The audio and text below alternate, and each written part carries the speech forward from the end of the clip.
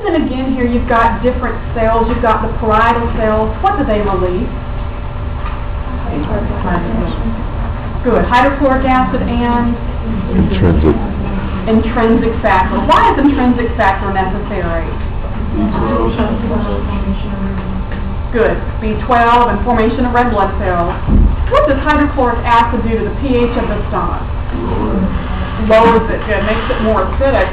And hydrochloric acid is also necessary for converting what into what? Good. Pepsinogen into pepsin.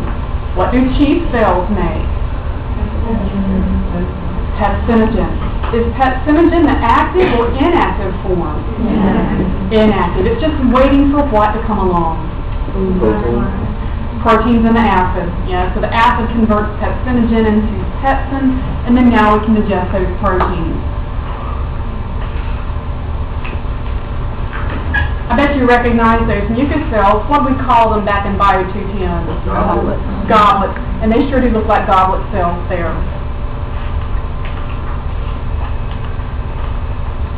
Okay, so just yet another view of the gastric pit. You notice that this is not a very convoluted surface here. Our job in the stomach is not to increase surface area, but rather to chemically and mechanically digest the food.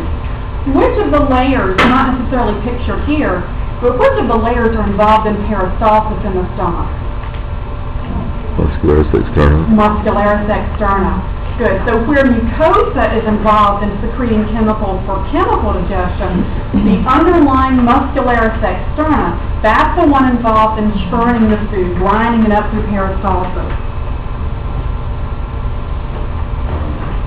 Okay, let's now talk about the physiology here. Notice that we have a lot of mechanical digestion. Peristalsis grinds the food. The food is churned back and forth in the stomach, not in the same mechanism as the small intestine, but it's a large sac, so we can actually digest a lot of the food back and forth here in the stomach.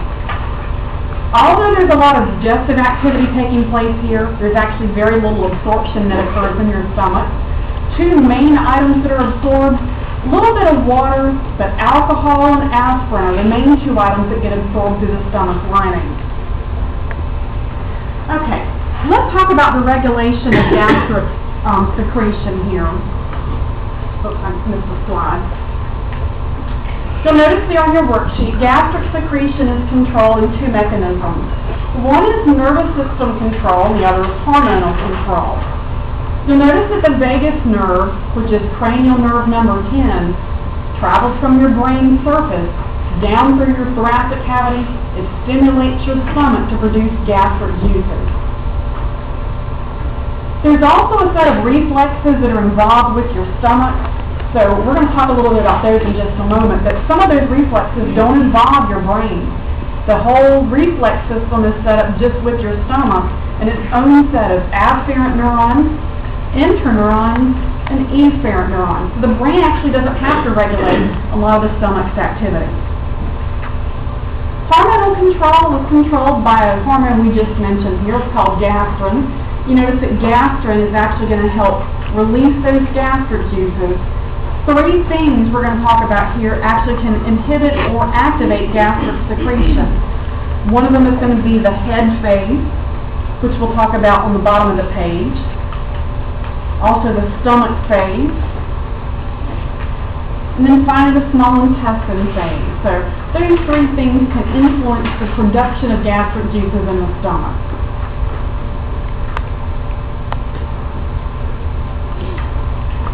Alright, just to summarize, this summarizes the next three phases. This is how we control, through hormonal action, the activities of the stomach. First thing there, we call it the head phase, the phallic phase. Tasting or smelling food can initiate the process of digestion in the stomach. Even if you haven't put a bite of food in your mouth yet, that begins the secretion of gastric juices. Would you say that the head phase inhibits or activates gastric activity? Activates. Good. It stimulates, it activates, it sets into motion what the stomach's going to be doing.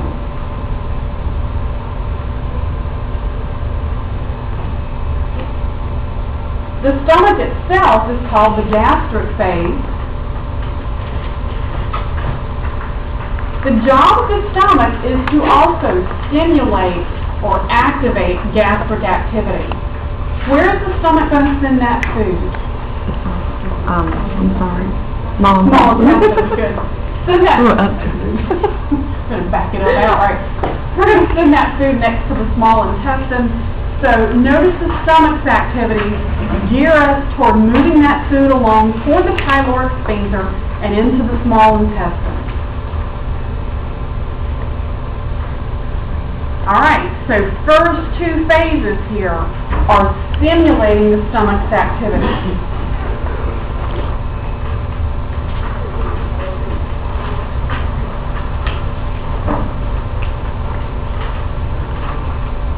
The last phase here, the intestinal phase, does not stimulate stomach activity. Notice what it does.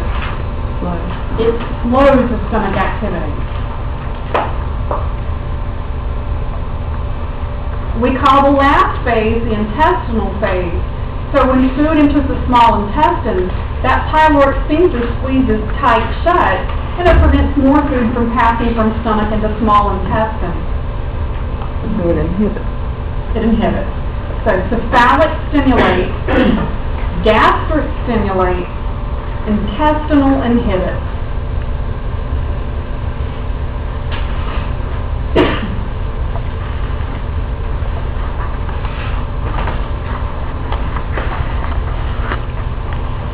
Now, let's detail phase one, which is the head or